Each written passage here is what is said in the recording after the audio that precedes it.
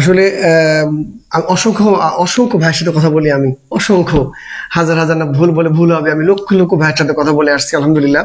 তো আমি কিছুটা জিনিস লক্ষ্য করলাম যে এই সমস্ত ভাইরা ভালো আছে, সুস্থ আছে, কিন্তু তারা কেন পাচ্ছে না, কেন হচ্ছে না?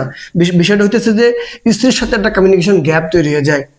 সারাদিনের পরিশ্রমের পর যখন বাড়ি ফিরে যায়, ঘরে ফিরে যায়, তখন বউ ভালো ব্যবহার করে না, যে কোনো কারণে ভালো ব্যবহার করে না।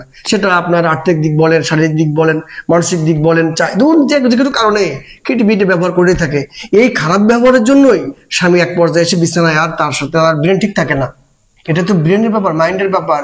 আমি অনেক ভাইয়ের সাথে কথা বলে আসছি, তাদের সব ভালো আছে, তারা ভালো, তারা অনেক সুন্দর, কিন্তু তারা কেন তাদের স্ত্রীর সাথে সময় দিতে পারছে না? এই সময় না দেওয়ার দরুন কারণ হইতেছে একটাই, স্ত্রীর সাথে মনোমালিন্য, স্ত্রীর সাথে খারাপ ব্যবহার। একটা স্ত্রী তাকে বোঝে না।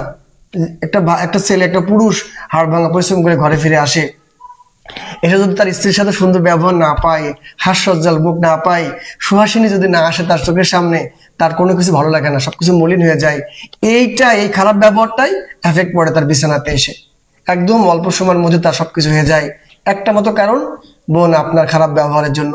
যদি খারাপ ব্যবহার করে থাকেন, নিজেকে পরিবর্তন করে ফেলেন।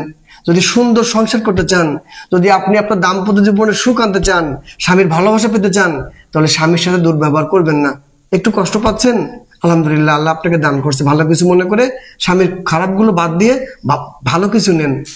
খারাপটা বাদ দিয়ে দেন, দিয়ে ভালো কিছু নেন, স্বামীর সুন্দর একটা জীবন পাবেন।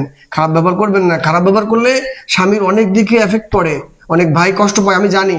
আমি অনেক ভাইয়ের সাথে কথা বলে দেখতেছি, তাদের ওষুধ লাগে না, তাদেরকে বলে দিচ্ছে ভাই ওষুধ খেয়েন না, স্ত্রীর সাথে কমিউনিকেশন গ্যাপটা ফুলফিল করেন, পূরণ করেন।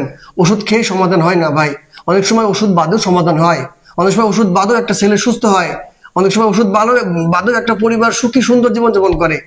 আমি এটা পেলাম যে স্ত্রীর সাথে সুন্দর সম্পর্ক না, মনোমালিন্য। এই মনোমালিন্য, খারাপ ব্যবহার করবেন না। ওষুধ খাওয়া লাগবে না, ভালো হয়ে যাবেন ইনশাআল্লাহ। আসসালামু আলাইকুম।